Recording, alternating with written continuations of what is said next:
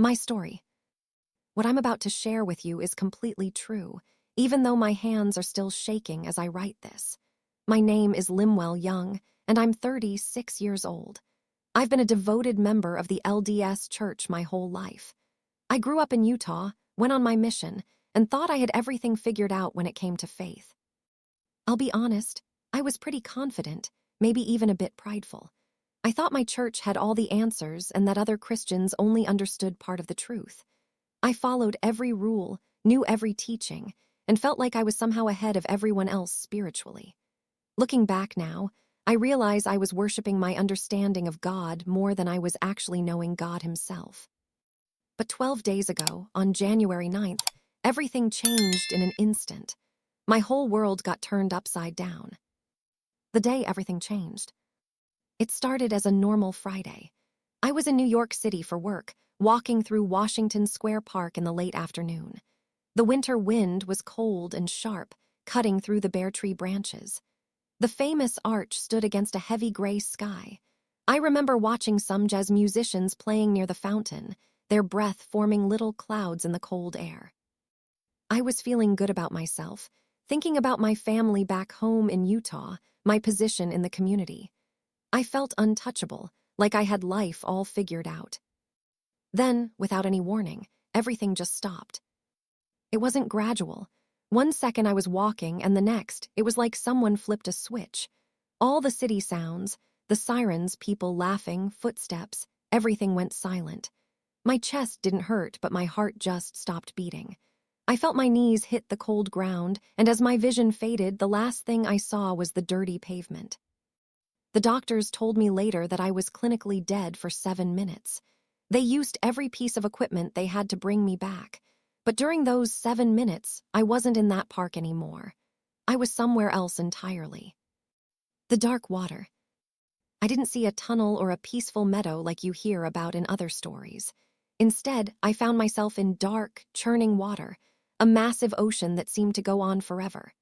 There was no sun, no moon, no stars, but somehow I could see the waves around me. I was terrified in a way I'd never felt before. I struggled to swim, gasping for air, convinced I'd been abandoned. In my panic, I started going through my mental checklist. I'd paid my tithing, served my mission, followed all the rules. Why was I here in this cold, dark place? I thought I'd been lied to my whole life. Then I saw something moving toward me across the water. It was dark and shadowy, and I was absolutely convinced it was the devil coming to claim me. I'd been taught about evil forces my whole life, and I was sure this was it.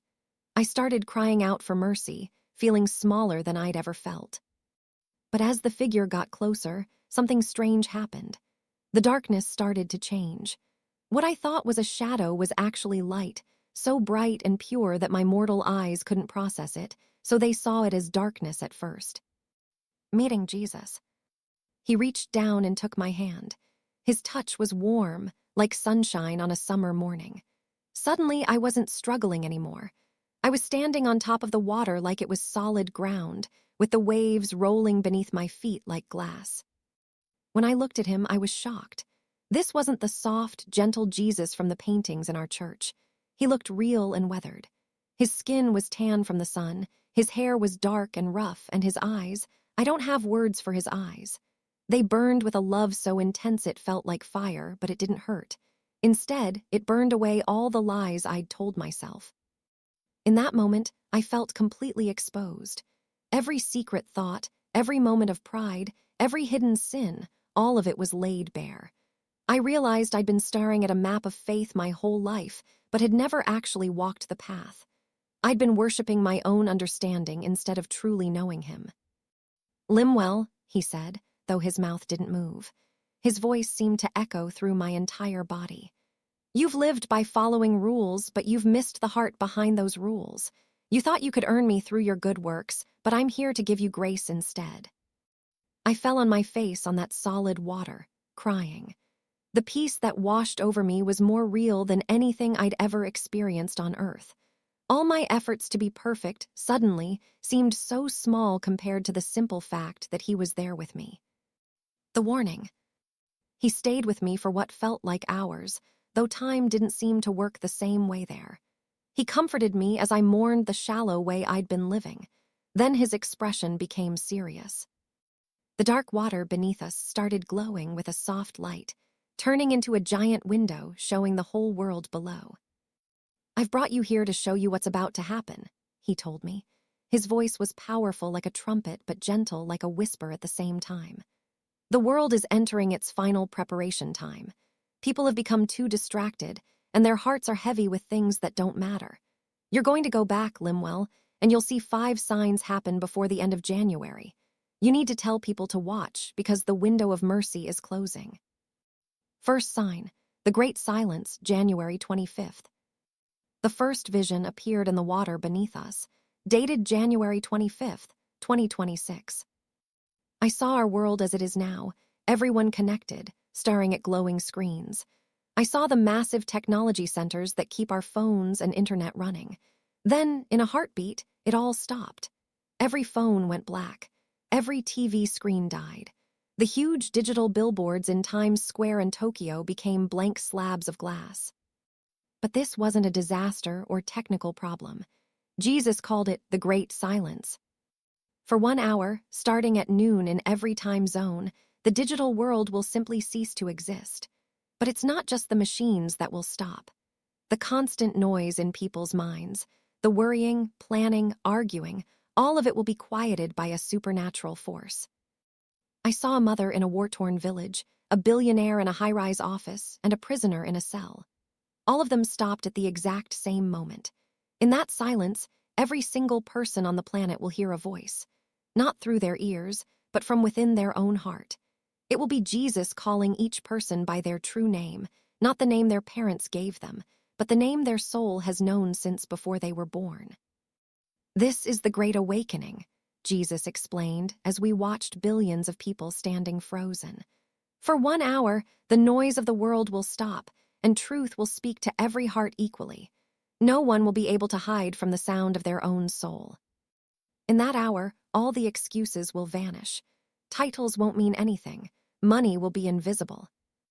Every person will see themselves exactly as God sees them." I watched a man who'd spent his life climbing the corporate ladder by stepping on others suddenly fall to his knees, his face showing grief he'd never allowed himself to feel. I saw a woman who'd always felt invisible and unloved suddenly glow because she finally understood her worth in God's eyes.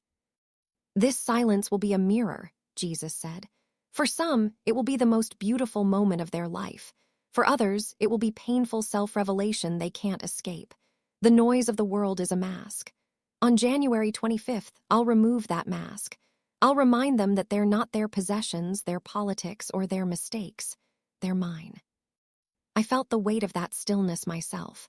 I saw how, in that 1 hour, the world would be united in a way no government could ever achieve.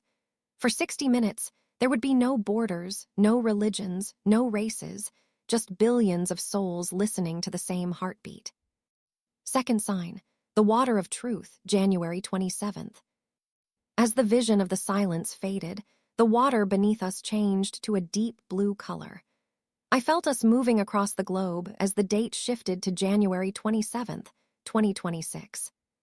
"Watch the water that sustains life," Jesus whispered.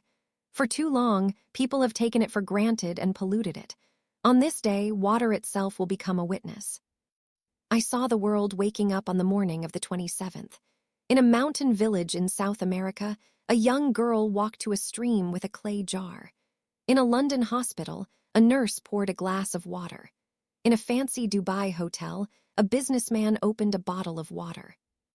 At that exact moment, every drop of water on the planet changed. It became more than just H2O, it became a spiritual mirror. I watched the young girl drink from the stream. Her eyes went wide, and pure joy washed over her face. She started laughing, and I could see scars on her skin from a childhood illness smoothing over and healing. To her and millions of others, the water tasted like something beyond description, like honey mixed with sunlight and the memory of a perfect summer day. But then the vision shifted to a dark office where a man sat scheming about how to exploit poor people for profit. He took a sip from his glass and immediately choked and coughed. His face turned sickly, and he clutched his throat like he'd swallowed fire and ash. To him, the water was bitter and foul, tasting of the lies he'd been telling. The water won't physically harm them, Jesus explained, but it will no longer comfort those who refuse to change their ways. On January 27th, the earth itself will refuse to comfort the wicked. This isn't anger, it's restoration. The water is returning to its original purpose, to carry life to those who love life and reflect truth to those who love lies.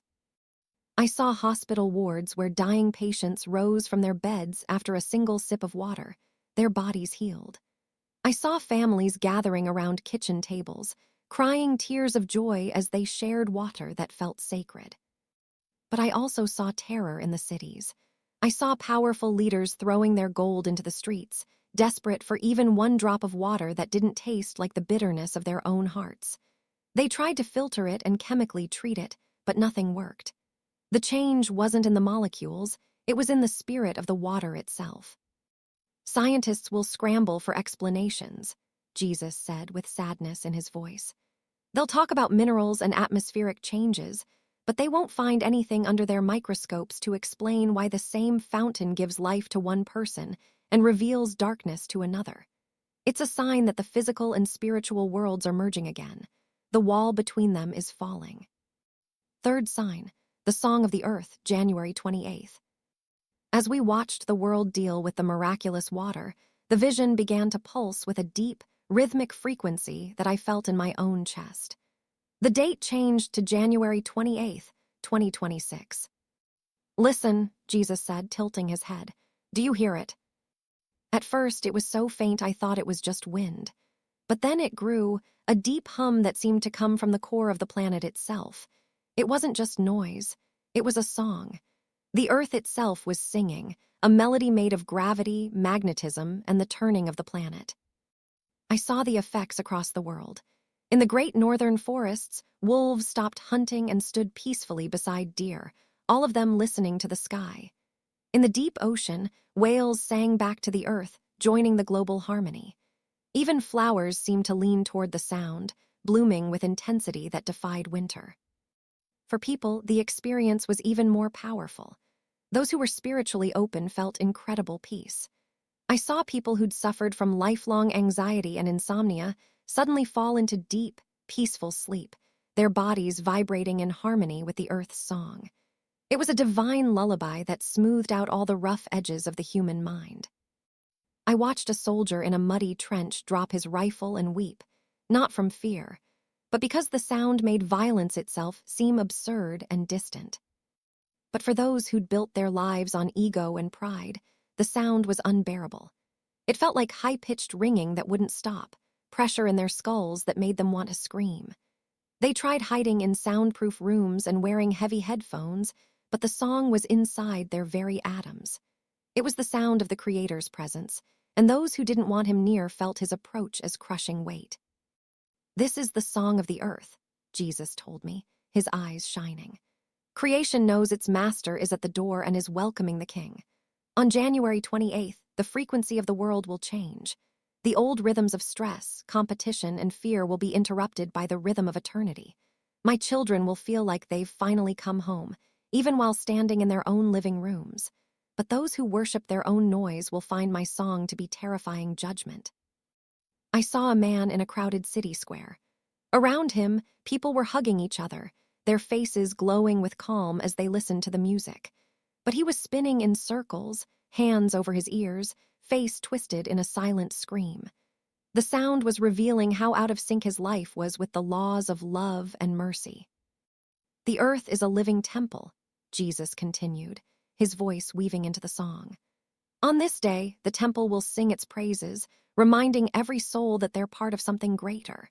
This vibration will stay in the bones of the faithful long after the sound fades. It will be their compass in the days ahead, helping them find each other in the dark. They'll recognize the melody in each other's voices and know they're not alone. I watched as storms over the Atlantic suddenly calmed, the waves becoming like glass. Smoking volcanoes went quiet, as if the earth was holding its breath. The entire planet was being retuned. Its strings tightened, preparing for what was coming. The vision showed me billions of individual moments. Children in schools stopped their lessons to hum along with the earth, their young spirits catching the tune easily. Elderly people in nursing homes sat up with sudden clarity in their eyes, recognizing a song they hadn't heard since before they were born. It was a global homecoming. "Tell them to listen," Jesus said, looking directly into my eyes. "Tell them that when the ground starts to hum and the air feels like it's ringing, they shouldn't run. They should sit still, open their hearts, and let the song wash away everything that's out of tune in their lives. On January 28th, I'm calling my choir together." Fourth sign, the melting gates, January 30th. The intensity of the song grew until I felt like I was made of nothing but light and sound. The water beneath us turned to golden mist for a moment, and I couldn't tell where I ended and Jesus began. It was total immersion in the divine. But then the mist settled, and the water became dark and heavy again, like polished black stone. The date shifted toward the end of the month. I felt urgency building in the air, a transition from internal healing to something that would shake the very structures of human civilization. The date January 30th, 2026, appeared, glowing with a deep warning red. I felt a tremor, as if the foundations of the universe were being tested. "Look at the walls people have built," Jesus said, his voice carrying heavy authority. "Not just walls of stone, but walls of gold, walls of secret laws, and walls of pride that keep people separated from each other. On this day, the strength of the world will melt like wax before a flame." The vision showed me the great centers of power. I saw massive fortified bank vaults, high-walled compounds of the wealthy, and imposing government palaces. These were symbols of security that had stood for centuries, built on the idea that some people are protected while others are left outside. But as the sun rose on the 30th, a strange heat began radiating, not from the sky, but from within the structures themselves. I watched in awe as the massive steel doors of a famous vault in Switzerland began to soften. There was no fire, no smoke, no sound of tools. The metal simply lost its strength and began to drip like honey, pooling on the floor in shimmering puddles. Behind those doors were records of debts that had crushed entire nations, ledgers of greed that had kept millions in poverty. As the metal melted, the records dissolved too. The chains of debt and financial oppression simply ceased to exist. "This is the melting of the gates," Jesus explained. "For too long, the few have hoarded while the many starved. On January 30th, I'll show the world that their security is an illusion. The gates meant to keep people out will fail, and the wealth that was hidden will be revealed as nothing more than dust. I'm breaking the power of the hoarders so the hands of the givers can be filled." The vision moved to a capital city.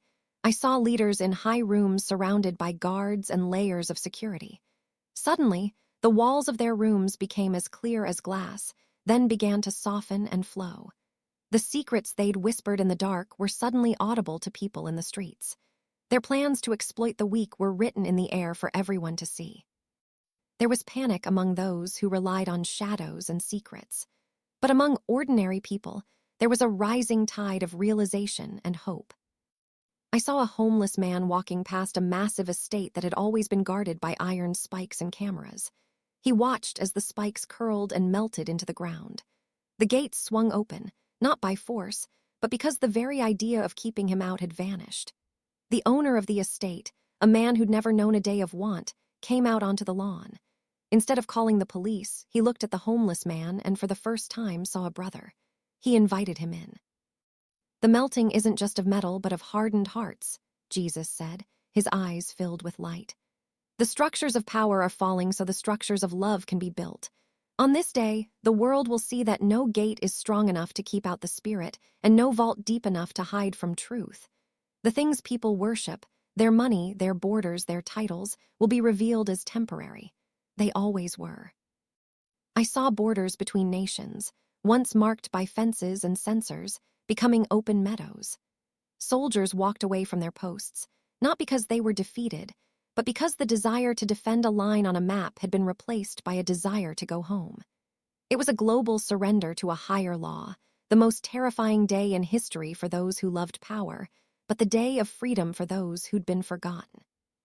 Fifth sign, The opening of the veil, January 31st. As the vision of melting gates reached its peak, the dark surface beneath us began to glow with soft, pearlescent light. The date January 31st, 2026, appeared. This was the final day, the climax of the month of wonders. "The final veil," Jesus whispered, and I felt holy awe run down my spine. The world has lived in a narrow room. They've seen only what their five senses could tell them. They've believed they were alone in a silent universe. But on the last day of this month, I'll pull back the curtain. I looked up, and the sky over the entire earth began to shimmer like the surface of a soap bubble. It rippled and pulsed with colors that don't exist in our language. It was as if the atmosphere was being folded back by invisible hands. And then I saw them. The air was suddenly filled with the presence of heaven's angels. They weren't chubby bobbies with wings like in paintings. They were towering beings of light and fire, standing on hills, walking through cities, hovering over humble homes. Their presence brought such glory that the very ground felt holy. But even more shocking was what came next. I saw a woman sitting in her garden, crying for a son she'd lost years ago. Suddenly, the air in front of her rippled, and there he was. He wasn't a ghost. He was more real and solid than the chair she sat on. He reached out and touched her face, and her sorrow was swallowed up by joy beyond description. All over the world, the thin places became open doors. The lonely saw their guardians. Orphans saw their parents. The veil between the spirit world and the physical world became as thin as spider's silk. "This is my final invitation for this season," Jesus said, his voice echoing like many waters. "I'm showing them the reality of their eternal home. I'm letting the light of the next world spill into this one so no soul can say they didn't know. This is the opening of the final veil, the moment where the spiritual and physical become one for all to witness. It's the last call for the weary to come to me before the great work of the new age begins." I saw the effect this had on humanity. The arguments of skeptics were silenced. The doubts of believers turned into sight. The world stopped its frantic rushing and simply stood in holy wonder. I saw millions falling to their knees, not from fear, but from recognition of the sheer beauty of the divine.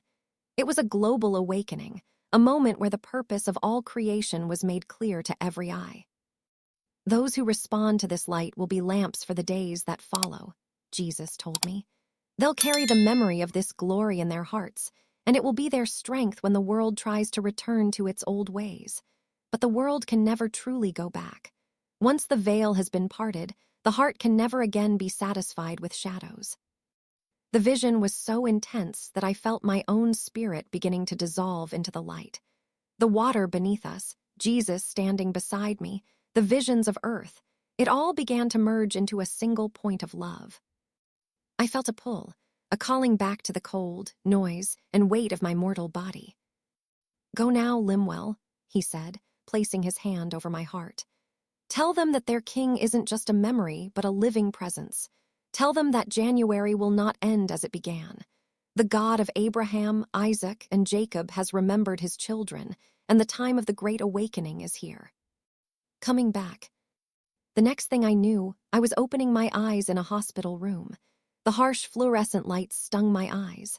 The beeping of machines was jarring after the song of the earth I'd just heard. My wife Rachel was there, her eyes red from crying, holding my hand so tightly it hurt. Doctors crowded around, their faces showing disbelief and confusion. They told me I'd been dead for 7 minutes. They said it was a miracle I was even conscious, much less able to speak. But I knew the truth behind what had happened.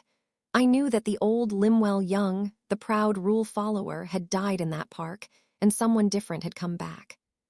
I tried to tell Dr. Aris, my attending physician, about what I'd seen.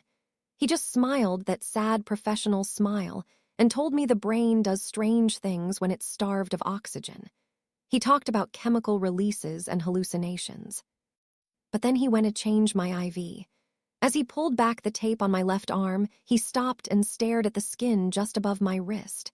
There was a faint, shimmering mark, a perfect circle that held a hint of that pearlescent light from the final vision. It wasn't a bruise or a scar. It was a seal. He rubbed it, tried to wash it away, but it remained, glowing softly in the dim hospital light. He didn't have an explanation for that. My life now. It's been 12 days since I came back. 12 days of trying to find words to explain to my family and community that the map we've been following isn't the same as the actual territory. I love my people and my heritage, but I've seen the face that all our rituals were meant to point toward. I felt a love that doesn't care about the labels we put on ourselves. My son David, who's a scientist, looks at me with a mix of pity and fear. He thinks I've had a mental breakdown, but I catch him staring at the mark on my arm when he thinks I'm not looking. He can't explain it, and it haunts him. I carry this message now like a fire in my bones. I'm no longer the man who thinks he has all the answers because of the church he belongs to. I'm just a witness. I'm a man who was dead and is now alive, who was shown what's coming to our world in just a few short days. The great silence, the water of truth, the song of the earth, the melting of the gates, the opening of the veil. These aren't metaphors or symbols. They're real events that will happen as milestones of our immediate future. The love I felt, the authority in his voice, the perfect harmony between his words and the deepest truths of the soul. It all fits together in a way no human mind could invent. I'll never be the same person I was before. I carry within me the knowledge of what's coming and the weight of a message that could change everything for anyone willing to listen. Whatever the cost, whatever the consequences, I'll be faithful in sharing what I've seen and heard. The God of Abraham, Isaac, and Jacob has kept his promise. Jesus has come, and in just a few short days, the whole world will know it too. Final thoughts. If you've read this far, something in this story spoke to your heart. I don't know what will happen when these days arrive. I only know what I was shown and what I was told to share. Whether you believe me or not, I pray you'll keep your heart open. Watch for the signs. Listen for the silence. Taste the water. Hear the song. See the walls fall. And when the veil parts, don't turn away from the light. May God bless you and keep you in his truth.